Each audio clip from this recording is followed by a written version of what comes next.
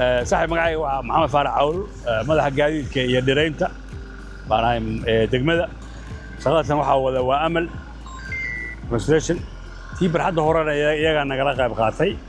shaqadan iyaga wada waxa lagu xirayaa waa barihi ilaalinaya badqabka geedaha safety-ga waxaan ugu mahad celinayaa amal construction amal shaqada amal oo markasta nagala qayb qaata shaqooyinkan iyagana wada iyagana su'aal qaamay